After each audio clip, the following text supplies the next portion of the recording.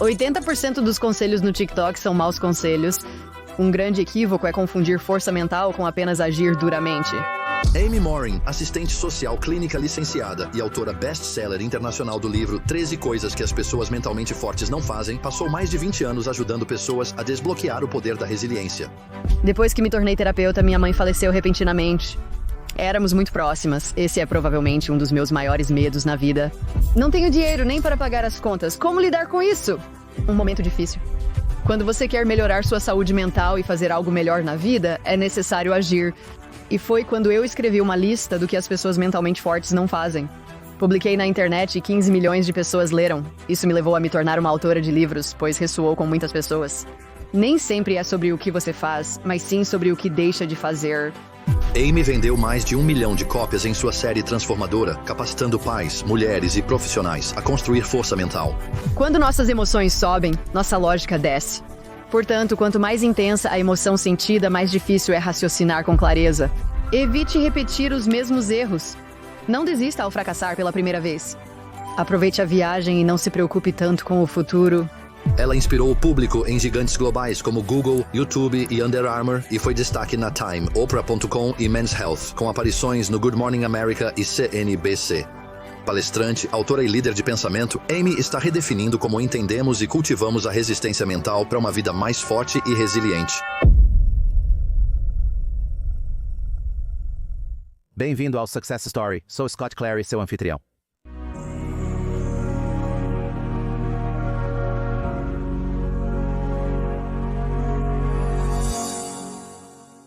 Porque as pessoas têm tanta dificuldade em desenvolver resistência mental e calos mentais? E por que é tão difícil ser mentalmente forte? Quais são as coisas, além do óbvio, que nos desgastam todos os dias e que temos tanta dificuldade em lidar? Oh, essa é uma ótima pergunta. Bem, ninguém nunca nos ensina como ser mentalmente forte, certo? Como se não fosse nada que eu aprendi na escola. Mesmo quando eu me tornava terapeuta, eles enfatizavam construir suas forças e descobrir o que está dando certo na vida. Ninguém realmente ensina como superar momentos difíceis, não é?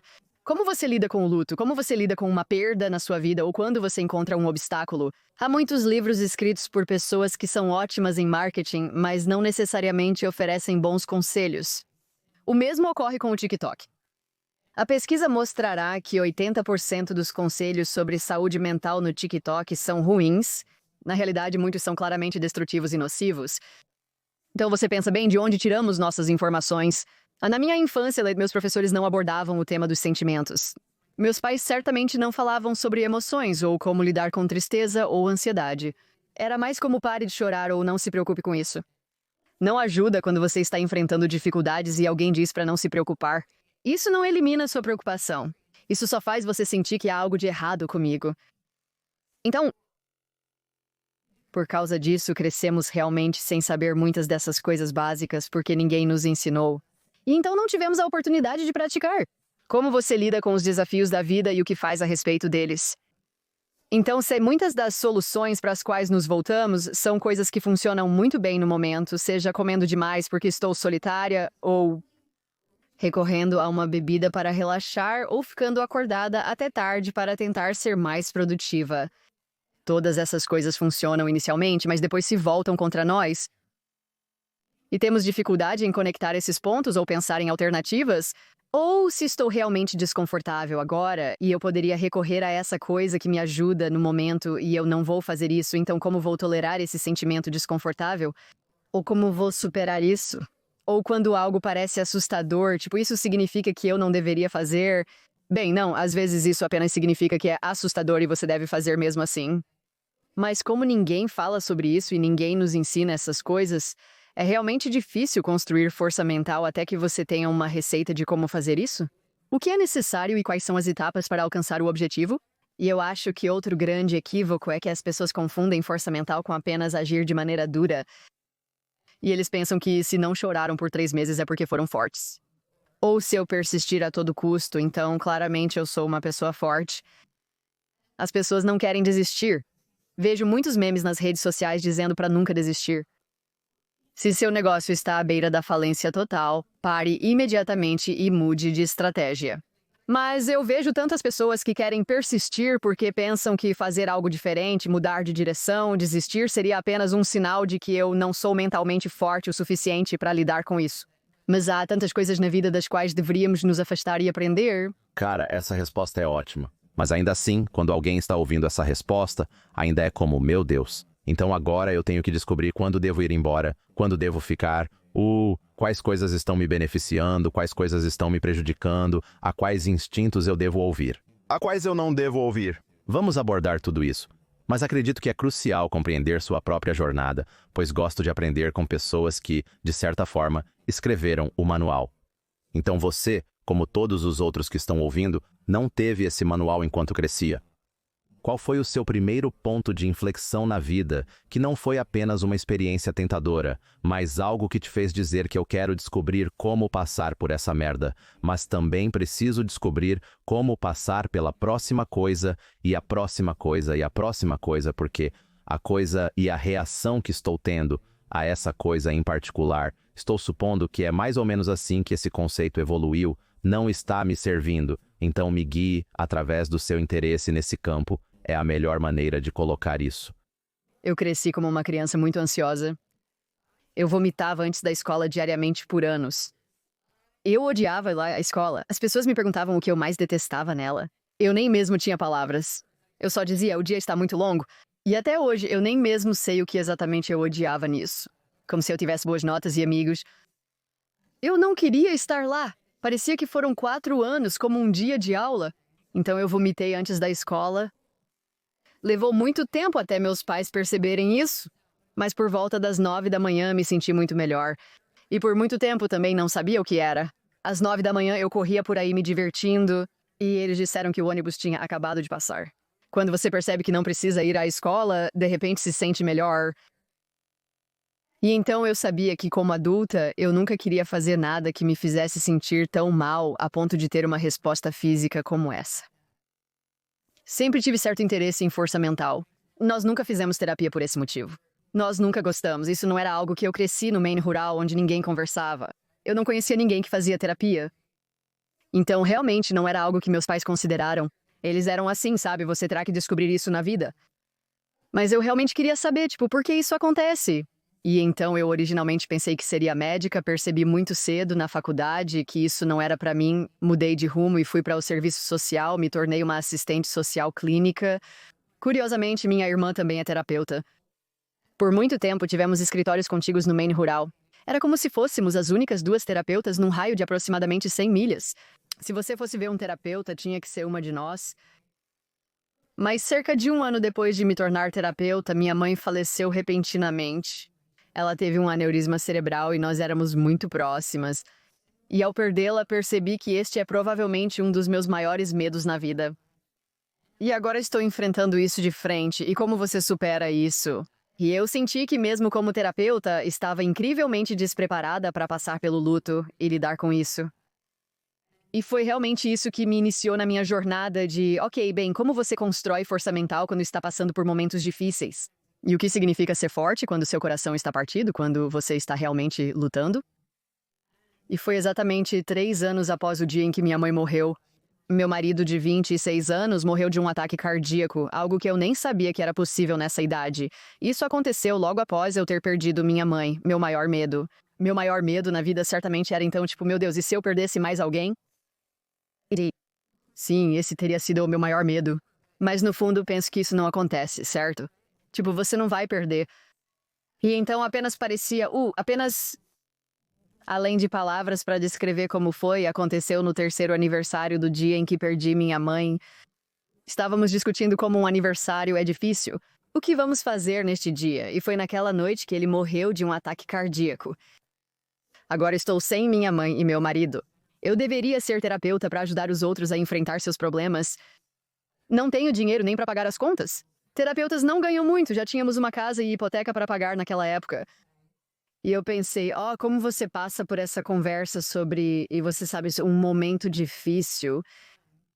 E muito do que eu tinha aprendido até aquele ponto era, ok, na escola eles me ensinaram que quando você quer fazer algo melhor na vida, quando você quer melhorar sua saúde mental, você deve fazer algo, como adicionar algo bom à sua lista de coisas que já está fazendo.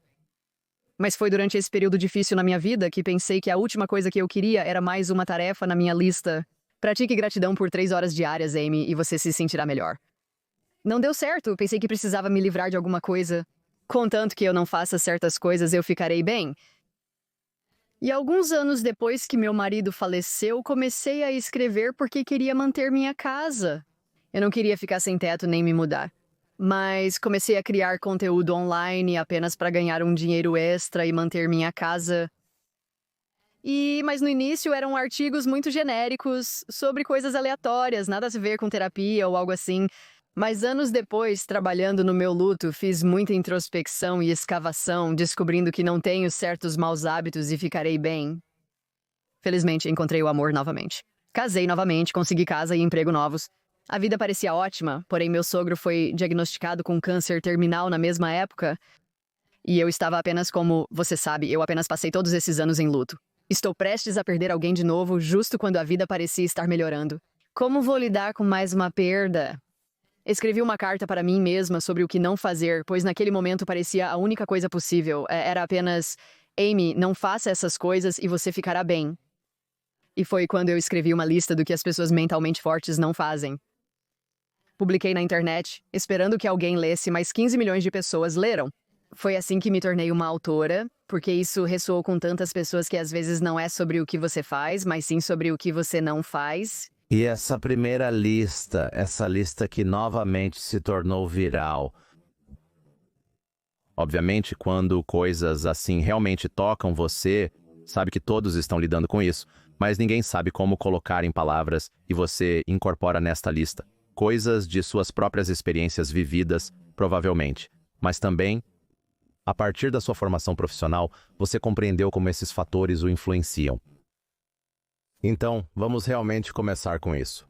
Vamos começar com a primeira versão, ou a lista realmente que eu acho que ajuda as pessoas a passar por esses momentos realmente difíceis, com base em todas as diferentes coisas pelas quais você passou. E então podemos discutir por que essas coisas funcionam tão bem. E podemos falar sobre as partes psicológicas e talvez até biológicas, porque há muito aí que engloba como a resistência mental e tornar-se não invulnerável a essas situações horríveis pelas quais todos vão passar, mas pelo menos melhor equipado para lidar com elas. Claro, mamãe, passe pela lista. Vamos passar vamos passar pela lista. Apenas comece. É uma boa estrutura para começar, e então podemos partir daí. Vamos testar minha memória e ver se conseguimos fazer isso em ordem. Acho que tenho isso anotado em algum lugar. Também sim. Não sinta pena de si mesmo. Não entregue seu poder. Não cometa os mesmos erros repetidamente. Não desista após sua primeira falha. Não tenha medo do tempo sozinho. Não fuja da mudança. Não ressinta o sucesso dos outros. Não se preocupe em agradar a todos. Não sinta que o mundo lhe deve algo. Vamos falar sobre as regras ou leis das coisas que pessoas mentalmente fortes não fazem. Então, você pode, de uma perspectiva de terapeuta, falar sobre por que essas coisas são tão poderosas. Fale sobre como essas coisas afetam uma pessoa que está enfrentando dificuldades, sem precisar abordar cada ponto individualmente. Por que, por exemplo, não fazer algumas dessas coisas permite que você passe por uma morte ou essa experiência muito traumática? Resumindo, trata-se de assumir a responsabilidade pela forma como você pensa, sente e age. A lista começa com não sinta pena de si mesmo porque era exatamente onde eu estava. Isso não é justo. Tenho mais uma perda na vida. Por que eu? Mas eu sabia como terapeuta que qualquer pessoa que entra se sentindo pena de si mesma não vai melhorar. Quando você tenta ajudar alguém que se compadece, oferecendo soluções, ideias ou apoio, a resposta imediata é que nada disso funcionará para eles. Eis o motivo como se meu caso fosse especial. Essa estratégia funciona para 99,9% das pessoas no mundo, mas eu sou o 0,1% para quem isso nunca vai funcionar. E eles ficam meio irritados que alguém esteja tentando ajudá-los. Então, eu sabia que está tudo bem em estar triste e que temos que estar tristes. E isso faz parte do nosso processo de luto. É assim que você se cura, enfrentando essas dificuldades. Mas eu também sabia que se eu insistisse e exagerasse que minha vida era pior do que a de todos os outros ou que isso era tão horrível, eu nunca poderia me recuperar. Eu faria essas coisas se tornarem realidade. Poderia dizer que minha vida é terrível e passaria o resto dela sentada no sofá sem nunca mais sair. Mas isso não seria bom pra mim nem pra ninguém, então... E muitas das coisas naquela lista são realmente sobre isso. A frase "não entregue seu poder" significa que você está no controle de seus pensamentos, sentimentos e comportamentos. Você pode me chamar de idiota, mas eu não preciso me sentir mal por isso. Seria minha escolha se eu dissesse que me sinto muito mal porque o Scott me chamou de nomes hoje. Não, eu posso simplesmente aceitar que essa é a opinião dele e seguir em frente. Ou se você tem um colega de trabalho que fala muito, você pode pensar que essa pessoa desperdiça seu tempo e atrapalha seu dia porque não para de falar. E eu não consigo fazer nada. Ou você poderia estabelecer um limite e dizer, ei, não vamos fazer isso agora. Obrigada por querer conversar, mas não posso falar. Estou ocupada, tenho algo para fazer. Todas essas coisas são difíceis às vezes para sentir que realmente estou no comando. Mas ao mesmo tempo, como há muita liberdade nisso, sabendo que eu posso escolher que tipo de vida eu tenho, não posso controlar tudo o que acontece comigo, mas tenho muitas escolhas. E mesmo quando olhamos para coisas que você não pode controlar, não é possível controlar o comportamento alheio. Você não pode controlar a economia ou se as pessoas compram seus produtos, mas pode controlar a qualidade do que faz e como responde às pessoas quando elas agem de uma certa maneira. Tendo isso em mente, acredito que nos traz muita liberdade para dizer que a escolha é nossa. Assim como você nem sempre pode controlar a mão que lhe foi dada na vida, há várias opções e a forma como você lida com isso. Essa lista é sobre isso, pois algumas pessoas que entravam no meu consultório de terapia receberam cartas incrivelmente difíceis na vida. E ainda assim, aqueles que ainda eram otimistas, os que diziam, sabe, isso tem sido difícil, mas eu tenho essas habilidades e recursos, e é assim que vou superar, conseguiam superar. Eles ainda tinham esperança no futuro, diferente de outros que diziam, você acredita o quanto minha vida é ruim? Eles queriam retornar na semana seguinte para relatar o quão terrível foi tudo nos últimos 7 dias. Você consegue acreditar como isso também tem sido terrível? Essas pessoas não evoluem. De fora parece óbvio. Basta um pouco de tempo, esperança, otimismo, disposição para tentar coisas novas e abertura para dizer, vou experimentar. Se eu falhar ou errar, posso lidar com isso e ficarei bem. Adoro isso. É apenas sobre propriedade e ser como eu preciso perguntar, porque é fácil dizer e, como você mencionou, muito mais difícil de fazer e viver. Então, sim, propriedade extrema, sim. Acreditar que você acontece para o mundo não acontece para você. E você pode assumir o controle de suas circunstâncias. É uma mudança de mentalidade muito importante. Mas no momento, seja ou não seja, Deus me livre, alguém morre ou, em uma escala muito mais leve, seu negócio não está dando certo ou seu cônjuge te trai. No momento, para algumas pessoas é quase impossível se afastar, porque acho que a raiva e a ansiedade simplesmente tomam conta, elas tomam conta e você se sente impotente. Então, talvez fale sobre sua estratégia ou até mesmo algumas das estratégias que você ajudou seus clientes como terapeuta. Como você se afasta do momento para poder pensar claramente, para poder voltar a essa lista, porque acho que se alguém não está passando por algo traumático, é muito fácil dizer, sim, isso parece bom para a próxima vez, até que eles estejam passando por alguma merda, e então, de repente, as regras vão pela janela. Isso é o que acontece. Quando nossas emoções aumentam, nossa lógica diminui, como mostram as pesquisas. Então, quanto mais intensa é a emoção que sentimos, mais difícil é pensar claramente, como você acabou de insinuar. Então, se alguém lhe desse um teste para fazer quando você está realmente irritado, você se sairia mal nele. Você literalmente fica estúpido quando está com raiva. A ansiedade e a tristeza avassaladora têm o mesmo efeito sobre nós. É quase impossível descobrir o que eu faço a seguir. Portanto, todos precisamos de ferramentas para lidar com sentimentos desconfortáveis. E às vezes são coisas simples. Nomear uma emoção reduz significativamente seu impacto. Se eu pudesse dizer, estou realmente ansiosa hoje, minha ansiedade diminuiria um pouco, pois ajudaria meu cérebro e corpo a entenderem isso. Se eu puder dizer, essa emoção está me servindo bem, chamaremos isso de amigo ou inimigo. Às vezes, o como é nosso amigo. Se você se sente muito triste por algo que perdeu, abrace esse sentimento. Mas se você está triste e está prestes a pedir um aumento naquele momento, isso não é seu amigo. Você quer melhorar seu humor antes de entrar nessa reunião. Portanto, precisamos de habilidades e ferramentas para melhorar nosso humor. Então, poderia ser ouvir uma música feliz por alguns minutos. Pode ser uma questão de dizer, vou dar uma volta no quarteirão.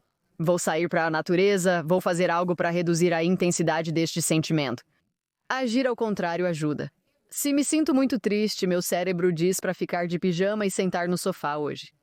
Você não precisa sair e fazer nada. Nunca conheci alguém que disse que faltou ao trabalho, sentou no sofá de pijama e ao meio-dia se sentiu incrível. E isso fora quando eu tinha 8 anos e não queria ir para a escola. Mas, na maioria das vezes, quando fazemos o que nosso cérebro nos diz para fazer quando estamos presos em um mau humor, isso apenas reforça o mau humor. Ouvir música raivosa quando nos sentimos raivosos intensifica esse sentimento. Então, às vezes, é preciso dizer, esta emoção não está me fazendo bem. Então eu vou fazer o oposto. Às vezes, trabalho com pessoas para criar uma lista de impulsionadores de humor. Então eu pergunto, o que você faz quando está realmente feliz? Se você chegasse em casa do trabalho e estivesse de ótimo humor, o que provavelmente faria? E alguém poderia me dar uma lista das músicas que eles ouviriam? Eles poderiam dizer que ligariam para um amigo. Eu faria uma caminhada, poderia também cuidar do meu jardim. Pegaremos a lista do que eles disserem e você a pendura na geladeira. Quando chegar do trabalho de mau humor, quero que faça algo dessa lista. Você não terá vontade, mas isso te fará sentir um pouco melhor. Nós temos controle sobre nossas emoções. Muitos afirmam que você não deveria controlar seus sentimentos. Não, de todas as maneiras você deveria. É normal sentir tristeza e ansiedade quando essas emoções são úteis, mas você não precisa ficar preso a elas. Temos algum controle sobre nosso comportamento e também sobre o que pensamos. Ao acordar triste, você tende a acreditar que terá um dia terrível. Eu não consigo lidar com nada. As pessoas vão ser cruéis comigo. Ninguém gosta de mim. Quanto mais você pensa nessas coisas, pior se sente. E quanto pior se sente, mais pensa sobre isso. Então mude sua perspectiva. Pergunte-se, qual é um motivo para hoje ser um bom dia? Uma coisa que você pode fazer hoje é mudar seu comportamento. Então, se mudarmos como pensamos e como nos comportamos, mudamos como nos sentimos. Essas coisas parecem de senso comum quando você pensa sobre elas, mas ninguém nos ensina isso na infância. E eu não sei por que eles não fazem isso, porque teria mudado tantas vidas. É o que recebo das pessoas, se tivesse aprendido há 20 anos. Oh, sim, tipo, ouça no final do dia o senso comum, não é comum. E isso quando você diz, é como bem sim, se eu estou irritado, eu deveria focar em coisas que são positivas para que eu não haja quando eu estou como novamente a mais emoção, menos lógica, a mais raiva, a mais estupidez. Quanto mais burro você é, então talvez não responda aquele e-mail, talvez não responda a sua namorada, namorado, esposa, marido, quando você está super irritado e teve um dia ruim. Parece fazer sentido. Faz sentido, mas ninguém o faz. Esse é o problema. As pessoas não agem assim e respondem quando estão com raiva e simplesmente fazem coisas sem pensar. E então isso, você sabe, agrava o problema. É por isso que estamos criando uma estrutura para as pessoas poderem dar um passo atrás. E, novamente, sempre haverá problemas na vida, mas a maneira como você aborda esse problema vai resultar em resultados extremamente diferentes do que se você apenas super emocional ao abordá-lo. Estou curioso. Por que você se concentra no que não fazer em vez do que fazer? Essa é basicamente a premissa do seu trabalho. Como terapeuta, me instruíram a trabalhar a partir dos pontos fortes dos pacientes. Então, quando alguém entra no seu escritório e diz, Amy, eu tenho escrito no meu diário de gratidão 3 vezes ao dia. Eu deveria dizer sim, continue assim. Eu estou apenas fazendo isso. Mas pensei que se fosse a um treinador físico e ele dissesse para me exercitar por 30 minutos, seria o mesmo. Eu diria, ok, eu vou fazer. Se eu realmente quisesse entrar em forma, eu faria o que você me dissesse para fazer. E se eles não me dissessem para não comer o donut de geleia indo para a academia? Eu ficaria muito chateada por ter que passar 1 hora a mais na esteira. Não, eu prefiro desistir do donut. E era o que eu observava com as pessoas no meu escritório. Muitas dessas pessoas são extremamente inteligentes. Eles leram livros de autoajuda e trabalharam em si mesmos. Alguns deles já fizeram terapia antes e estão aplicando o que aprenderam. Eles tinham um hábito contraproducente que desfazia muito do seu progresso, deixando-os com a sensação de estarem presos. Ao invés de dizer que você deve ir a mais 3 aulas de yoga e meditar por mais 4 horas esta semana, e se pegarmos os 30 minutos que você passa reclamando toda semana ao voltar do trabalho? E se nós nos livrássemos disso? E se você apenas fizesse algo diferente nesse período? Você poderia até sentar no sofá e assistir TV por meia hora, mas não vamos perder 30 minutos reclamando da sua vida. As pessoas diriam, minha vida mudou ao desistir de algo, e por vezes é ainda mais complicado. Não é apenas um pequeno hábito que estamos fazendo. Por vezes é algo profundamente enraizado em nós ou do qual estamos tirando proveito, se voltássemos a ter autopiedade. Trabalhei com pessoas que disseram que ligam para amigos à noite e contam sobre todas as coisas ruins. Eles me contam todas as coisas ruins que aconteceram com eles naquele dia. É assim que nos conectamos. Se não vamos reclamar sobre nossas vidas horríveis, temos que descobrir sobre o que falar. O que você ganha com esse hábito e o que poderia fazer em vez disso para atender essa necessidade? Alguém que tem um hábito como fumar sabe que não é bom, mas sente que alivia o estresse. Então, o que mais podemos fazer para aliviar seu estresse? Não se pode simplesmente dizer a alguém para parar de fumar. Então, precisamos analisar o que se ganha com essas coisas? E então, o que você poderia fazer em vez disso? Mas quando as pessoas desistem do único hábito que as mantém presas, todos os seus bons hábitos se tornam muito mais eficazes. Sou uma grande defensora de trabalhar de maneira mais inteligente em vez de mais difícil. Muitas pessoas chegavam exaustas ao meu escritório. E até mesmo ir à terapia parecia apenas mais uma tarefa em sua lista. A última coisa que eles queriam era que eu lhes dissesse que havia mais 6 tarefas para fazer na semana. E eu sei que quando me senti em um lugar difícil na vida, isso também não teria sido útil. Eu só precisava saber, o que você não precisa fazer hoje. E se eu lesse essa lista pela manhã, o que eu faria? Eu a leria pela manhã, leria à tarde, leria à noite. Se eu pudesse dizer, não faça essas coisas hoje e você ficará bem, pareceria mais gerenciável do que criar uma lista de 13 tarefas que sentia que tinha que fazer hoje. Stan é muito sábio, e você provavelmente já ouviu. Estou tão curioso, mas você acredita que existem alguns hábitos que são tão negativos que as pessoas fazem que são tão poderosos que podem descarrilar todo o progresso positivo que estão fazendo? É tão ruim alguns desses maus hábitos que talvez nem pareçam tão ruins. Como reclamar por 30 minutos depois do trabalho não parece tão ruim, mas você está dizendo que isso pode descarrilar tanto progresso. Pode mesmo, é isso. Muitas dessas coisas não parecem ser um grande problema, ou se alguém diz, tudo bem, eu tenho dificuldade em correr riscos. Bem, essa pessoa pode estar fazendo um progresso incrível em sua vida profissional e pessoal, e ainda assim certos obstáculos vão impedir que eles façam progresso suficiente para que se sintam realmente capazes de alcançar seu maior potencial. Alguém pode dizer que tem amigos, mas nunca toma a iniciativa de contatá-los primeiro. Só convido alguém para tomar café quando tenho certeza de que querem realmente ser meus amigos. Esse novo conhecido que conheci em algum lugar, ou eu nunca quero correr um risco de negócio, porque e se não der certo? Essa pessoa, não importa o quanto medite ou escreva em seu diário de gratidão, se não ousa correr um risco porque não lida com a ansiedade, de nada adianta fazer todas essas outras coisas. Como alguém pode avaliar onde está em sua própria força mental? Boa pergunta. Algumas pessoas que leram o livro me disseram que não se consideravam agradadores de pessoas até lerem o capítulo sobre isso. E isso realmente ressoou comigo. Cada capítulo possui uma lista de verificação para você avaliar se está realizando algumas das ações mencionadas. E isso por vezes ajuda no reconhecimento. Podemos nos questionar, qual é a emoção que me sinto desconfortável em sentir em nossas próprias vidas? Todos nós temos uma barreira como a vergonha que nos impede de correr riscos sociais. Ou pode ser ansiedade, então não fazemos nada que realmente nos exponha e nos ajude a tentar coisas novas. Pode ser tristeza. Nunca queremos fazer nada onde possamos falhar, pois eu ficaria muito triste e não conseguiria lidar com isso. Ao se fazer essa pergunta, você pode obter uma boa percepção sobre qual é a emoção que você está aterrorizada para experimentar? E então, quando eu a experimento, o que eu faço? Então, às vezes, alguém dirá algo como, bem, eu apenas afasto e tento não sentir.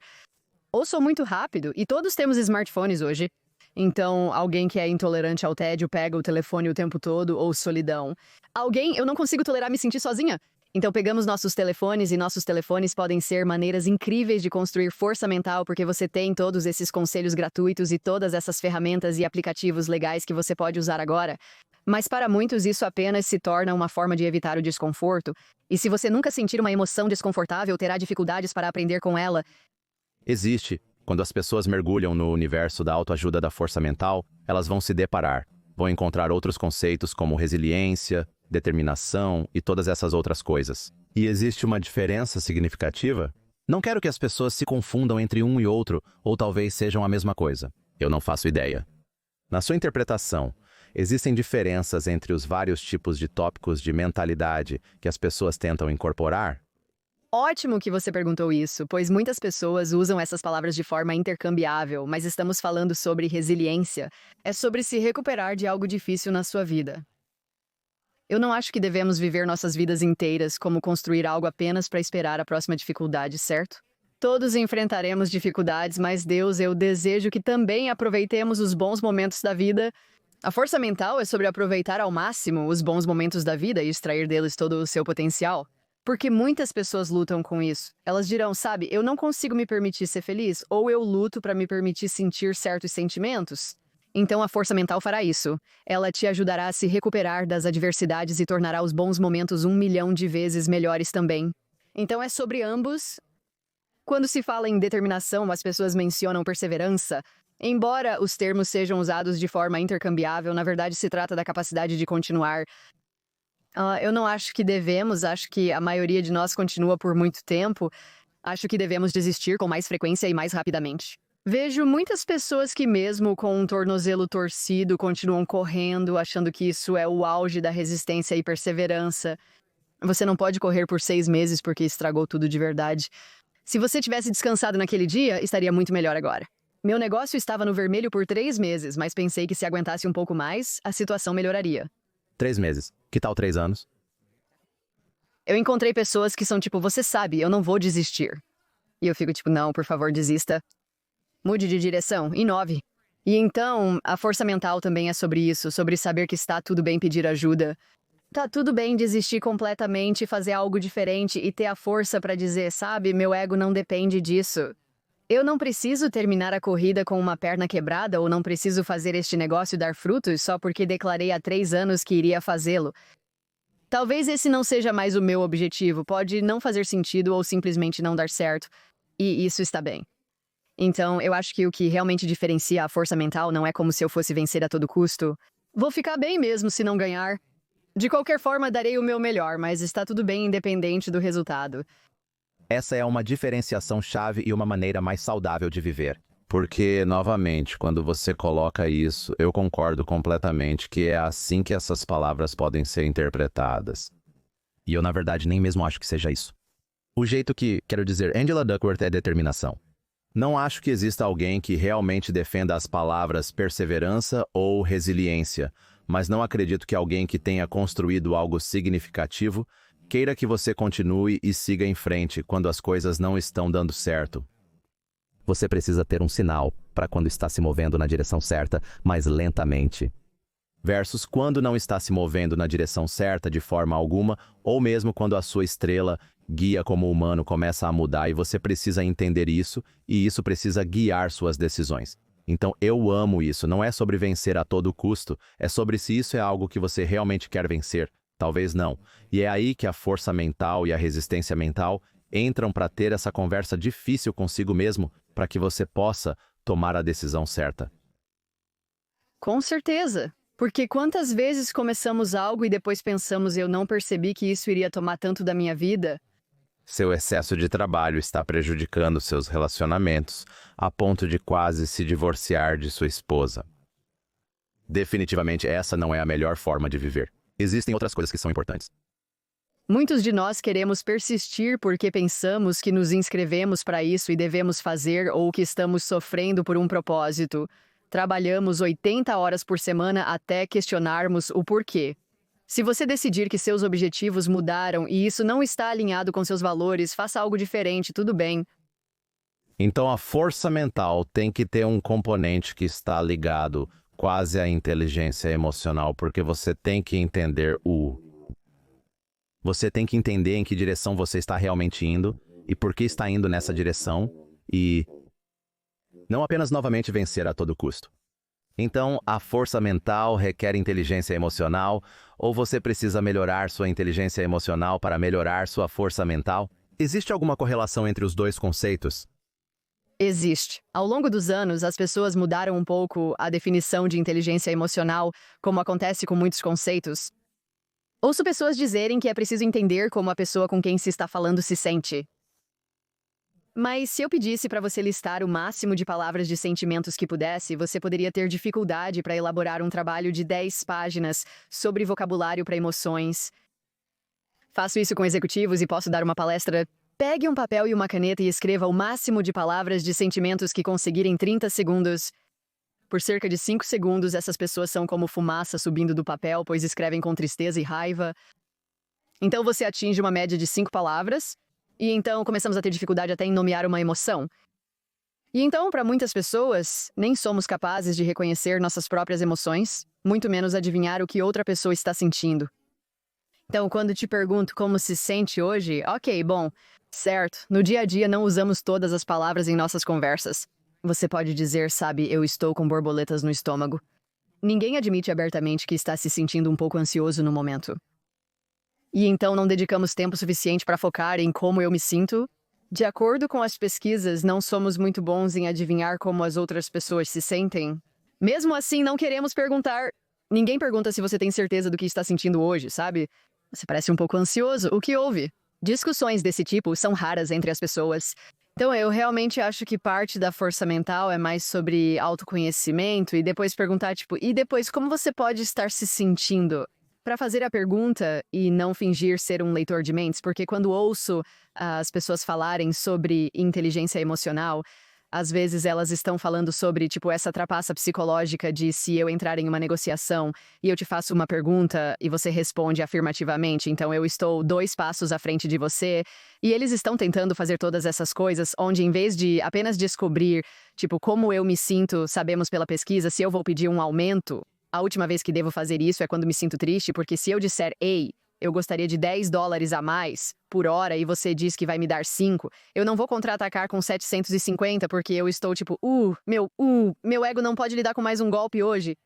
Então eu aceitarei um mau negócio.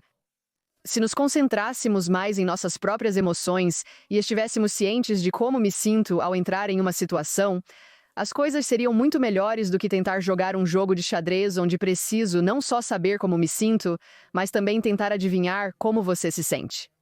Então, farei um movimento baseado no que acredito que você está sentindo. Acredito que 99% das vezes, se dissermos a alguém como a outra pessoa se sentiu, e também nos falta autoconsciência.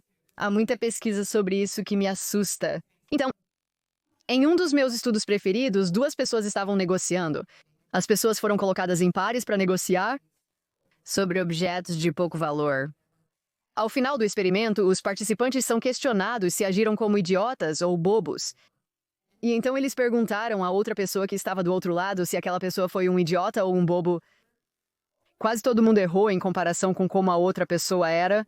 As pessoas que são como eu fui um bobo. A outra pessoa é como, não, na verdade você era um idiota. O fato de não conseguirmos dizer se estamos sendo fracos ou exagerando durante uma negociação acho que fala muito. Às vezes, as pessoas dizem que a opinião dos outros sobre você não é da sua conta. Não, absolutamente é da sua conta. Muitas pessoas chegam ao meu consultório de terapia dizendo que não sabem por que foram demitidas dos últimos 3 empregos. Sou muito educado e trabalho duro. As pessoas não te veem dessa forma. Então você precisa saber como está sendo percebido. Ou pessoas que têm problemas de relacionamento não sabem que podem estar parecendo rudes ou que estão parecendo insinceras. Então, em vez de adivinhar como as outras pessoas se sentem, essa é uma resposta longa para a sua pergunta sobre inteligência emocional. Mas em vez de adivinhar como as outras pessoas se sentem, acho que nos sairíamos muito melhor se nos concentrássemos em como me sinto e estivéssemos mais abertos a perguntar às pessoas como me saio quando me expresso em uma reunião. Pareço assertiva ou parece que estou furiosamente irritada e não tenho ideia do que estou falando? Ou que não controlo minhas emoções. Isso seria muito melhor para nós.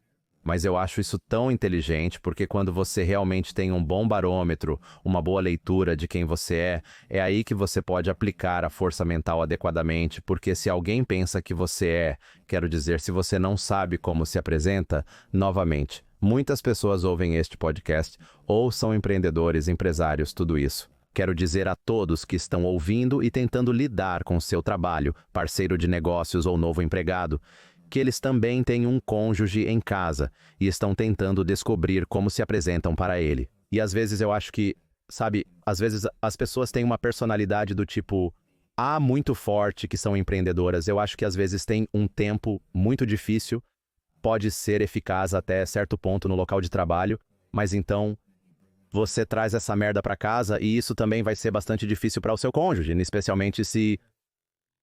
Quando vocês se juntaram, você não era essa pessoa, mas sentiu que precisava se tornar ela para ter sucesso. Acho que essa é uma conversa diferente, pois não acredito que seja necessário mudar sua personalidade para ser bem-sucedido. Eu acho que isso é algo que quase como uma armadilha em que as pessoas caem. Mas digamos que você começou uma empresa. Agora você tem centenas de funcionários. E você sente que tem que ser diferente. Então você traz essa merda pra casa bem. É porque você perdeu o sentido de quem você é. E então, se o seu cônjuge discute com você bem, você não aplica a força mental e encontra a vontade de discutir de volta. Você tem que fazer alguma introspecção e perceber que não são eles o problema, sou eu, e a aplicação da força mental é realmente colocar minha merda em ordem e ser um bom parceiro, não chegar ao argumento com o máximo de fogo e munição possível. Então eu acho que essa parte de autoconsciência é importante porque você não quer aplicar incorretamente a força mental também. Você está certa, existem um monte de ferramentas e habilidades e precisamos saber que parte da força mental é saber quando usar cada ferramenta, certo? O cônjuge diz, ei, eu poderia usar alguma ajuda com a louça, como você realmente não vai negociar, eu vou lavar 3 pratos, se você lavar 4, como não é a hora de usar isso, ou eu vou me acalmar antes de responder a sua pergunta, como existem todas essas ferramentas e estratégias, e parte da autoconsciência é saber como, sim, quando eu uso isso e funciona bem nesta situação na minha vida profissional, mas talvez não na minha vida pessoal. Há alguma estratégia ou porque quando começamos a conversar, sabe, há esses eventos da vida que surgem do nada e te desequilibram totalmente. E então você, sabe, se não tem praticado ou encontrado alguma maneira de aumentar sua força mental, quando essas coisas não acontecem com você, então quando as coisas acontecem com você, você meio que sente que sua emoção fica alta, você toma decisões ruins.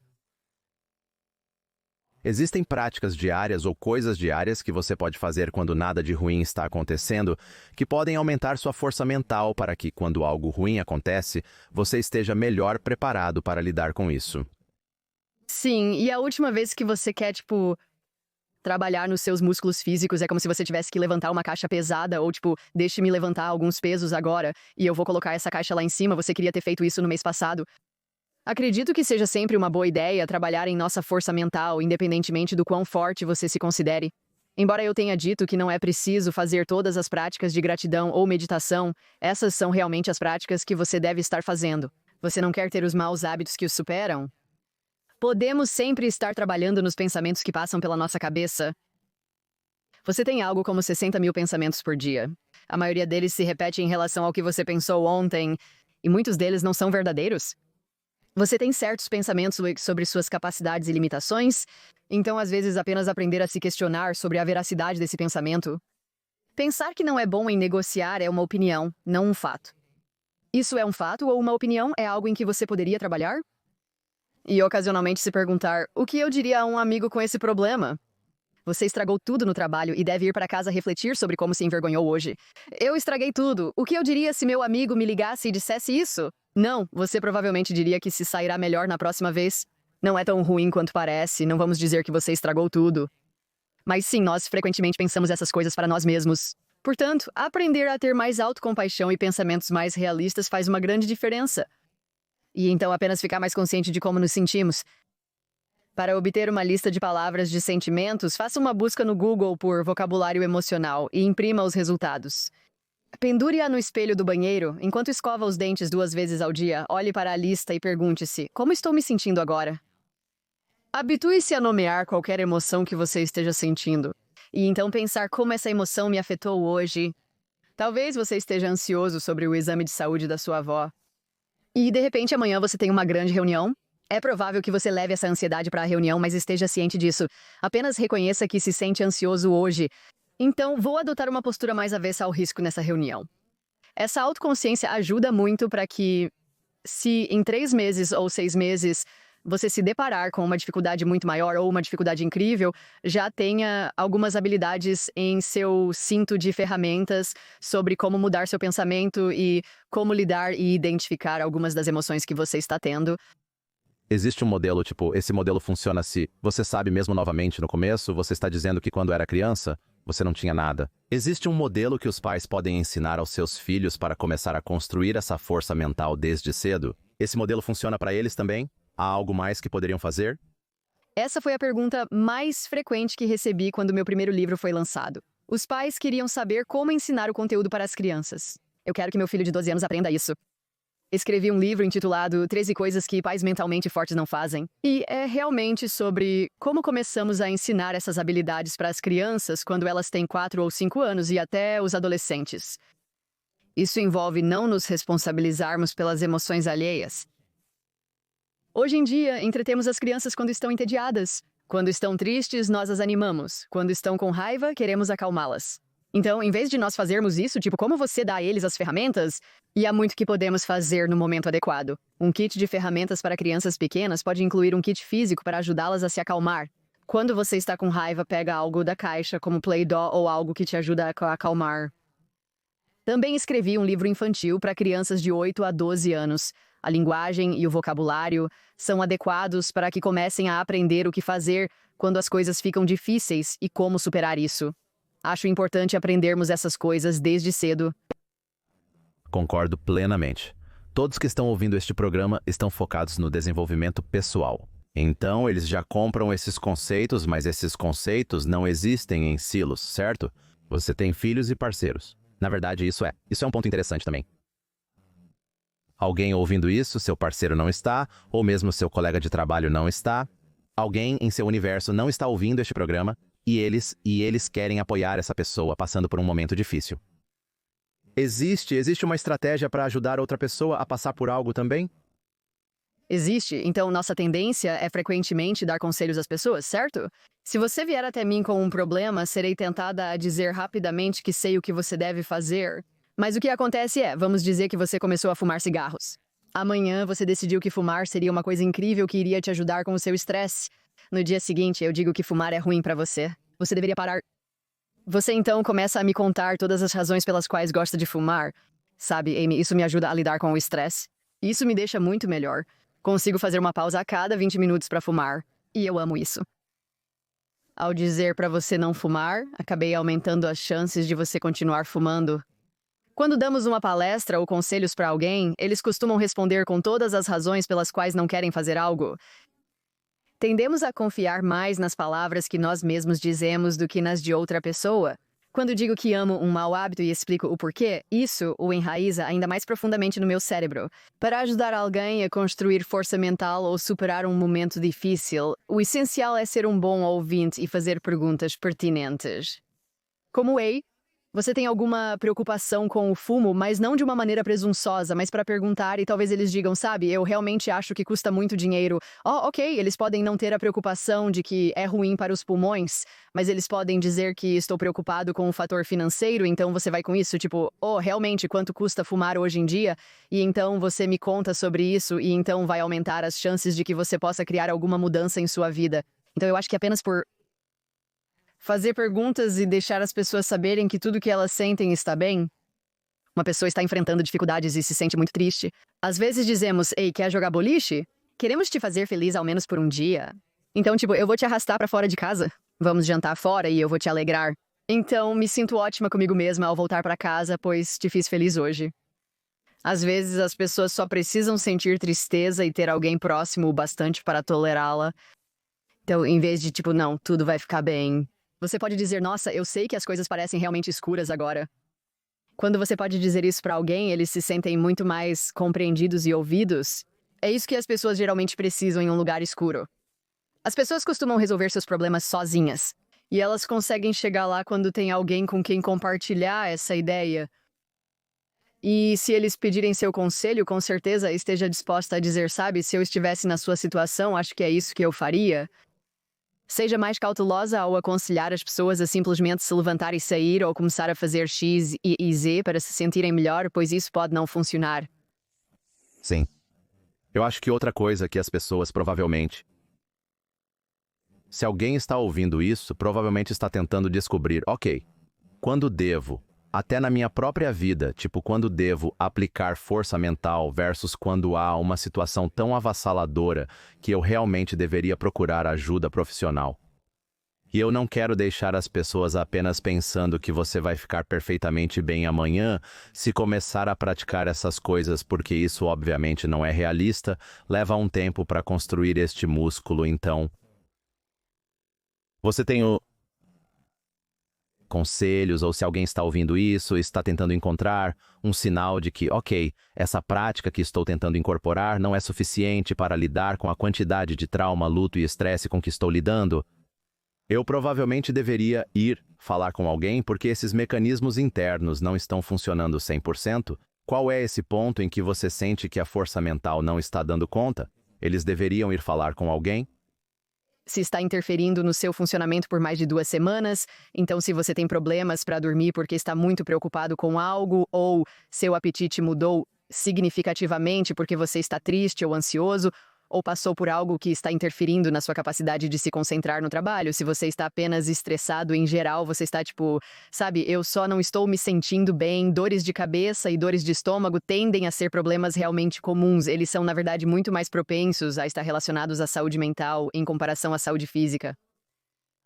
A maioria das visitas ao pronto-socorro está relacionada à saúde mental, segundo estatísticas. Ataques de pânico podem ser confundidos com ataques cardíacos. Muitas das visitas ao pronto-socorro são mais sobre ansiedade. Os médicos dirão que você deveria tomar uma atitude quanto a isso, mas eles geralmente não encaminham as pessoas para um terapeuta por serem médicos do pronto-socorro. Apenas garantem que você não morrerá naquele instante e te liberam para casa. Então eu sempre digo, se você está lutando com algo por mais de 2 semanas por todos os meios, peça ajuda a alguém. Mas mesmo que você esteja e você está apenas meio que eu gostaria de um check-up para saber como estou indo, procure um terapeuta. Costumava ser o antigo modelo em que você tinha que ter uma doença mental e tinha que se inscrever para terapia uma vez que já estava deprimido. Felizmente, isso está mudando. Então, se você apenas perguntar em quais áreas poderia melhorar, já é um bom começo. Ou que tipo de dificuldades eu poderia ter que eu poderia trabalhar? Quais problemas você quer resolver? Você pode ligar para alguém e dizer, eu não tenho certeza se preciso de terapia, mas posso apenas entrar e discutir algumas coisas com você? Às vezes é tranquilizador saber que você está no caminho certo, que sua situação é normal ou o que você deve observar. Se as coisas mudassem e você percebesse, seria um sinal de que talvez você precisasse conversar com alguém. E nós também podemos fazer isso, não se você tem um parceiro, um filho, alguém em sua vida que não quer ajuda, você pode ir à terapia, conversar com um terapeuta e dizer isso é o que está acontecendo. O que mais posso fazer para apoiar a pessoa e às vezes isso também faz uma grande diferença? Sim, acho que é um ótimo conselho. Existem algumas crenças comumente aceitas sobre força mental com as quais você não concorda, coisas que as pessoas podem presumir como verdadeiras, mas você sente que são imprecisas ou estão causando mais mal do que bem. Sabe, a grande questão é que as pessoas costumam dizer coisas como eu gostaria de ser mentalmente forte, mas tenho depressão ou ansiedade, e isso não é verdade de forma alguma. Assim como faz mais sentido quando pensamos em termos de força física, assim como ir à academia e se exercitar pode torná-lo fisicamente forte e prevenir problemas de saúde, você ainda pode ter colesterol e pressão alta sem culpa sua, devido à sua genética e experiências de vida. A saúde mental e a força mental são a mesma coisa. Construir força mental melhora sua saúde mental. Desenvolver ansiedade ou depressão não significa que você é uma pessoa fraca. Isso significa que você está enfrentando dificuldades com isso. Algumas das pessoas mais fortes que conheci lutavam contra problemas de saúde mental, mas ainda assim compareciam todos os dias. Saber que se trata dos hábitos diários e das escolhas que você faz, existem muitas coisas que você pode fazer para construir força mental. Mas se você desenvolver um problema de saúde mental, peça ajuda de qualquer maneira. Eu também adoro essa analogia porque muitas dessas, bem, eu não sei. Eu não sei se a saúde mental existem algumas coisas predispostas que você pode herdar dos seus pais. Eu não faço ideia, mas sei que na saúde física, quero dizer, vou te dar um exemplo pessoal. Então meu avô, ele já faleceu. Ele tinha demência de Alzheimer, e isso é algo na família. Então, estou tentando fazer o meu melhor para fazer coisas que vão adiar isso o máximo possível. E graças a Deus ele viveu até quase 100 anos. Essa é uma ótima vida, mas ainda assim eu poderia fazer tudo certo. Eu poderia malhar diariamente, e sei que isso ainda é comum na minha família. Então isso é apenas uma ótima conversa sobre não ser sua culpa se algumas dessas coisas ainda estão acontecendo com você. Não físicas, mas mentais também, porque você não pode controlar a que você está predisposto. Você não pode controlar muitas coisas que... É possível fazer tudo certo e ainda assim enfrentar situações desfavoráveis. De fato, muitas pessoas, após passarem por traumas, sentem que precisam se recompor imediatamente e afirmar que estão bem. Estou bem, mesmo que estejam lutando porque sentem que isso também é um sinal de força mental. Como se eu tivesse passado por 7 traumas e estivesse totalmente ilesa. E tantas pessoas dizem coisas como, bem, o que não te mata te fortalece. Mas eu não acho que isso seja verdade. Acredito que passar por momentos muito difíceis pode deixar marcas e não necessariamente resultar em uma pessoa melhor ou mais feliz. E então não devemos minimizar nossas experiências de vida. Se algo ruim aconteceu com você na infância ou na vida adulta, não é necessário sentir que vai emergir mais forte imediatamente, especialmente no dia seguinte. Mas vejo muitos que parecem sentir pressão para dizer que isso não os incomodou nem um pouco. Mas, na verdade, eles nem mesmo lidaram com isso. Existe uma maneira apropriada de não apenas lidar com traumas, mas também potencialmente usá-los para aumentar a força mental no futuro? Como se algo acontecesse com você, qual seria a melhor reação que realmente poderia te ajudar? Não beneficiar. Benefício é uma palavra completamente incorreta, mas use a situação para que mesmo em 10 anos a partir de agora, isso possa ser útil, aprendizado ou acréscimo à sua força mental. Nos dias após um evento traumático, como um acidente de carro ou desastre natural, o mais importante é permitir-se sentir quaisquer emoções que surjam, seja raiva, ansiedade ou tristeza, e buscar apoio social. O apoio social é um dos principais fatores para superar desafios. Ter alguém com quem conversar e se relacionar aumenta a sensação de ser capaz de enfrentar as dificuldades.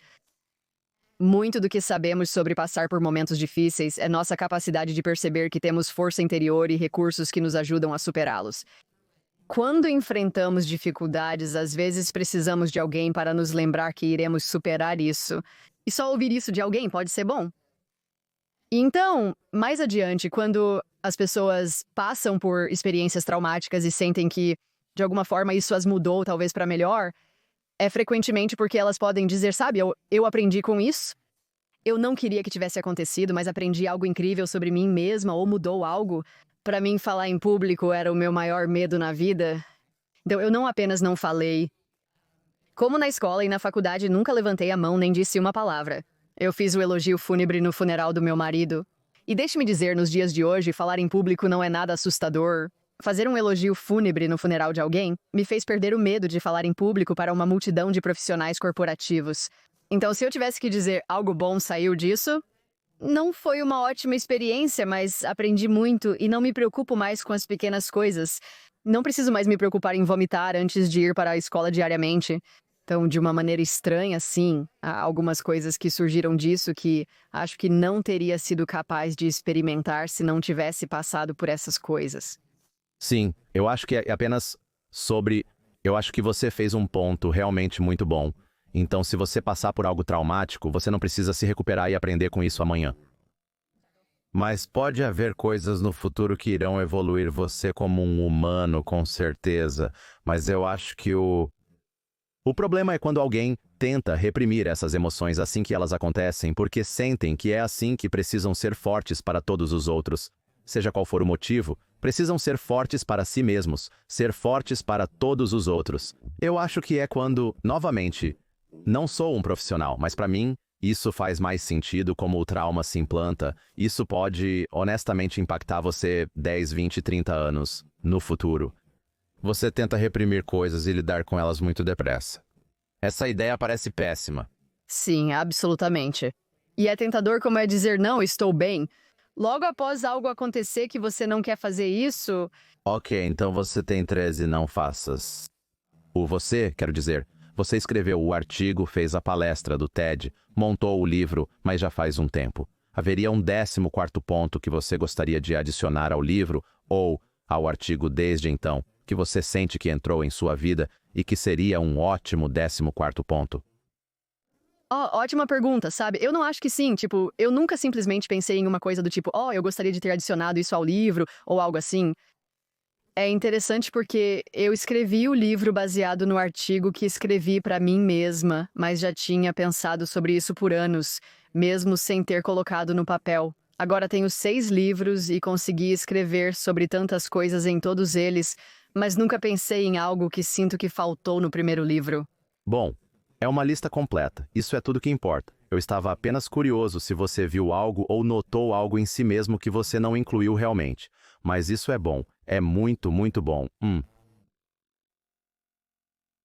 Mas sabe o que seria? Porque saúde mental, força mental, eu diria a mesma coisa, mas diferente. Deixe-me explicar para onde estou indo com isso. Então, saúde mental, força mental, obviamente, são tópicos muito em voga agora, quando você está olhando para novos problemas que as pessoas estão lidando, ou você está pesquisando coisas novas que estão afetando alguns de seus pacientes. Quais são algumas coisas novas que você está olhando, ou novas ideias, ou novos conceitos, ou novos tratamentos, ou até mesmo novos estressores, mesmo em um mundo pós-coronavírus da ICISE 2019 que as pessoas estão lidando agora, que você acha que seria altamente relevante que você vê surgindo vez após vez? Eu acho que se algo bom saiu do Coronavírus Disease 2019 é que as pessoas estão falando mais sobre saúde mental.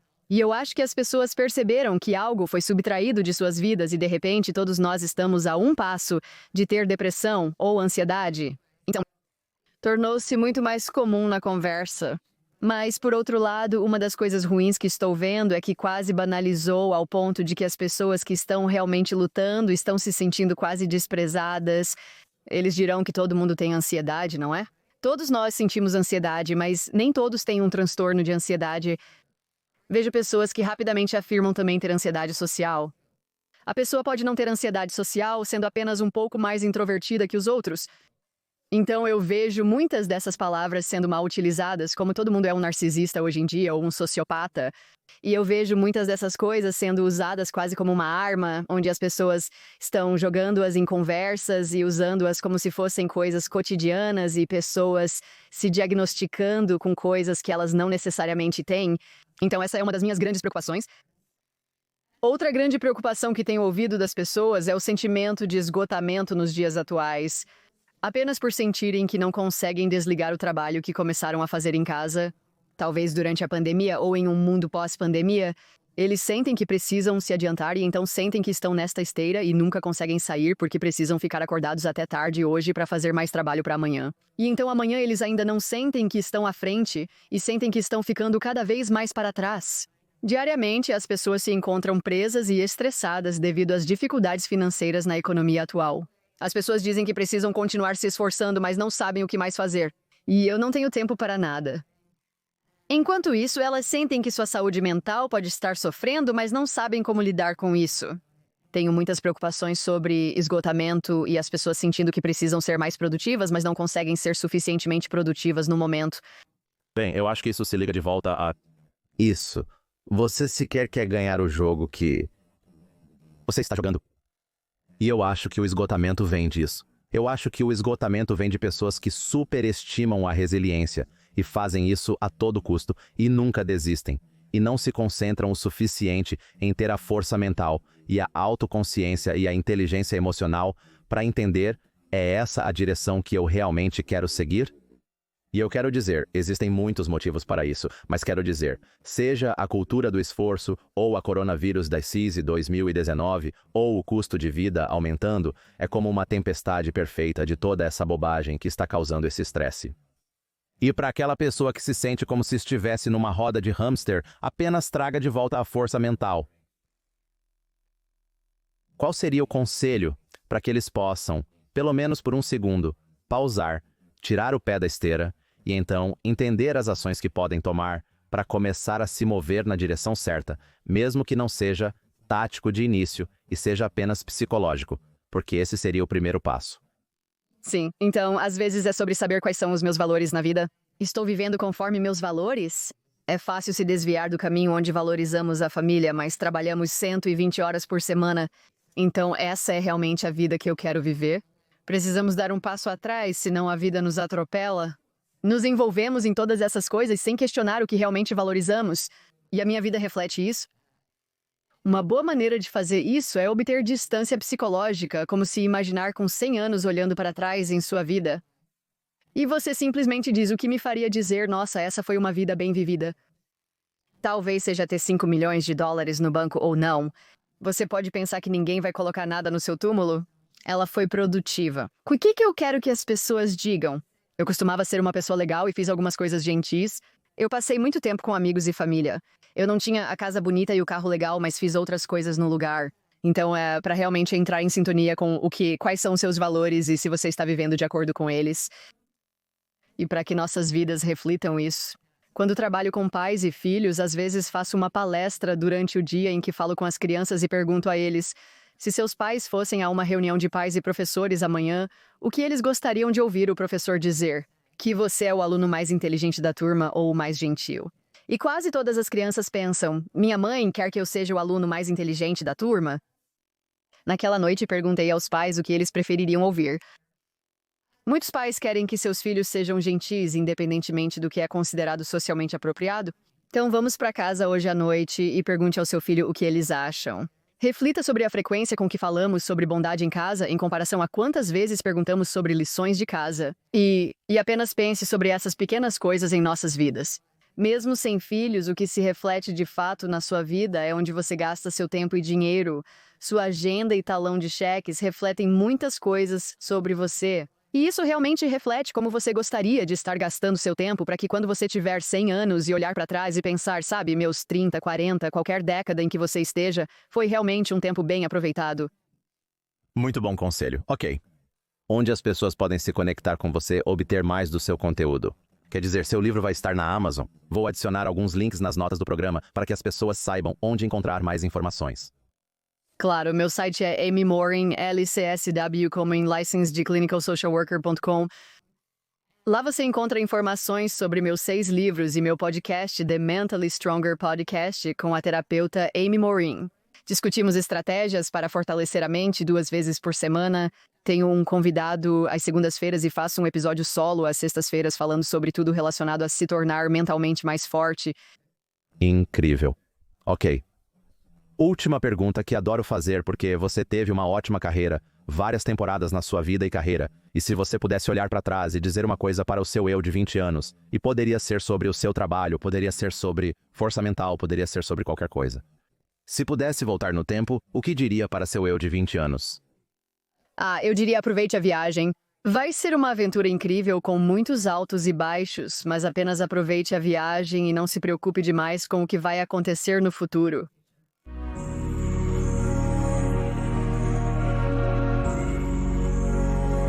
Obrigado.